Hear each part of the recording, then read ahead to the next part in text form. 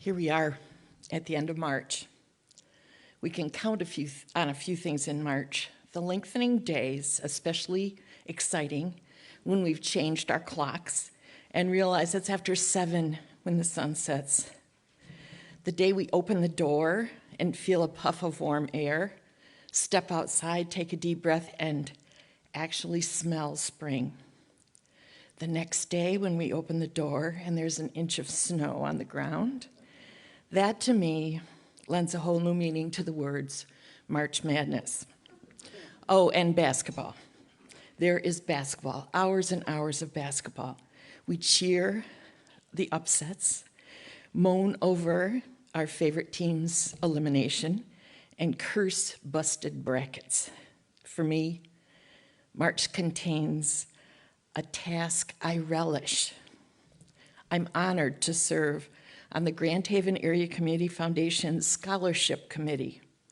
You may not know this, but the Grand Haven Area Community Foundation awards our college-bound seniors donor-funded scholarships.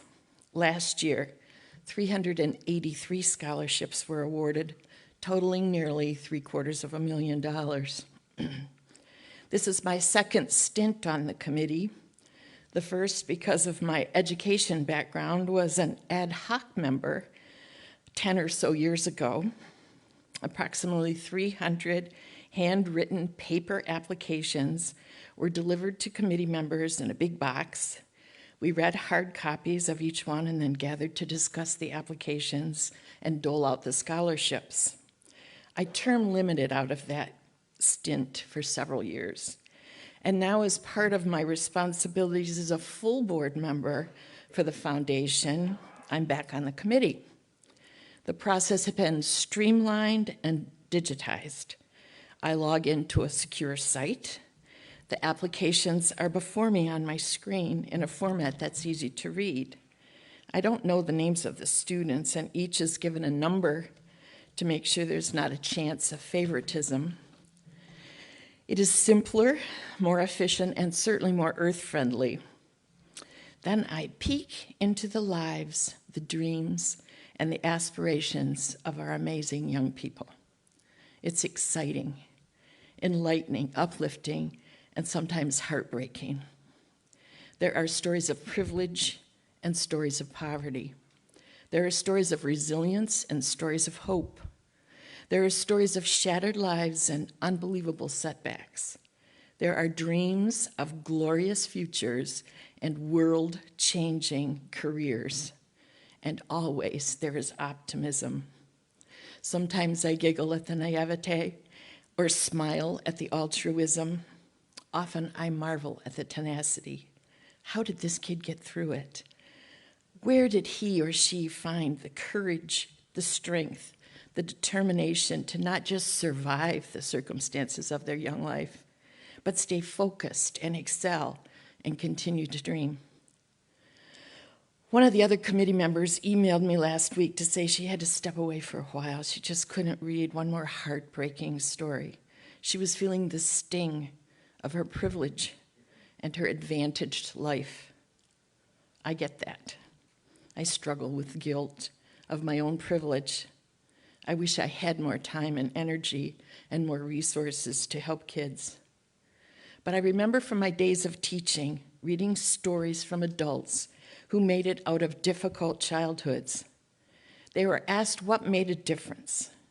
Many reported that it was not necessarily a momentous experience that changed their lives, but just one tiny moment, one person, one specific instant in their life when they felt they mattered, when someone looked them in the eyes and said, "You are special." I suspect a teacher or a friend or a grandma or a neighbor did just that for some of these kids, made them believe they are valuable, gave them the courage to dream. I hope these scholarships can enhance that, can help these kids see their worth and their opportunities. I wish there were more. I wish we could take these scholarships up the road to Muskegon, where the need is even greater and where hope is even more elusive. But this feels like a start. This feels like a good model. I wish all of you could read the applications. You would be encouraged. You would be assured that this generation is determined to fix the problems we are handing them. They were born after 9/11 and have lived through a pandemic. They have a perspective that none of us have. They speak technology and know how to live with rapid change. They are big-hearted, kind, compassionate, focused, creative, aware. They believe love is love. They are committed to diversity, equity, inclusion, and justice. They are determined to save our planet. They will splice our genes and cure our illnesses. They will teach us how to use our smart TVs. Their heroes are Zelenskys and Gormans and rappers who I can't even name, and Special Olympic athletes and scientists.